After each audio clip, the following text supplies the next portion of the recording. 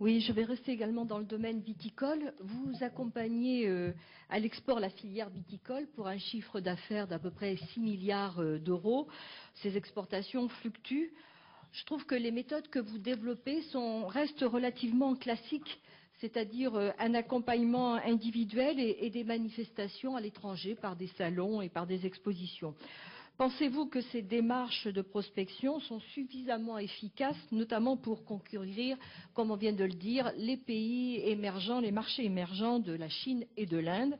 Est-ce que la parcellisation de l'offre française, multitude d'appellations contrôlées, est compatible avec la simplicité des offres de certains concurrents et globalement, pourriez-vous résumer quelles initiatives devrait prendre la filière viticole pour mieux s'adapter à l'évolution du marché de l'exportation? Pour vous donner une idée, là, dans quelques jours, vous n'y serez pas, mais vous y serez un peu plus tard, nous allons être au cœur de Moscou avec aujourd'hui, c'est en ce moment, une centaine de viticulteurs français de différentes régions. Pourquoi? Parce que ça fait partie des marchés qui sont les plus dynamiques, hein, les marchés des pays émergents, parce que c'est un marché sur lequel on se fait damer le pion par les Italiens et par les vins du Nouveau Monde, et nous portons la concurrence au cœur même de la citadelle, si je puis dire, en tout cas de Moscou. Nous le faisons au Brésil, nous le faisons en Chine et à Taïwan, nous le faisons, enfin, on cible en particulier ces pays émergents. Et puis il y a un dernier aspect. Ce soir, on va avec Alain Cousin voir Monsieur Le Métayer, président de la Sopexa, entre autres distinctions, pour essayer. Ça fait 2 ans qu'on y travaille, de faire la paix des braves, parce que dans la problématique des exportations de vins français, il y a des tas de choses qu'on connaît sur les étiquettes, des choses comme ça.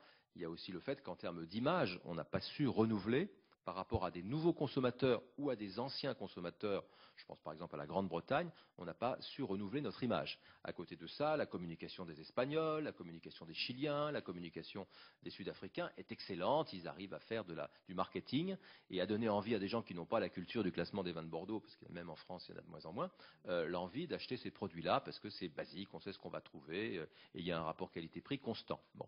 Donc il faut que nous arrivions avec la Sopexa, ça sera peut-être le cas ce soir, donc c'est une journée qui est doublement historique, à se répartir les rôles entre celui qui raconte l'histoire du vin français, qui donne envie d'acheter du vin français. Ça, c'est pas notre boulot. Et celui ensuite, qui une fois le consommateur ou l'importateur a léché, met face à lui l'offre liquide proprement dite. Si nous arrivons ce soir à sceller ce pacte après lequel on court depuis 2 ans, parce que la Sopexa, pour des raisons mystérieuses, a décidé, au lieu de faire son boulot de demain, de faire son boulot d'hier, c'est-à-dire celui qui est le nôtre, si nous arrivons à sceller cet accord, là encore, on aura un éventail français d'offres entre eux et nous qui pourra repartir à la conquête, et c'est le moment où le faire, parce que la crise est passée sur les pays émergents, elle s'estompe ailleurs, et on peut repartir de l'avant.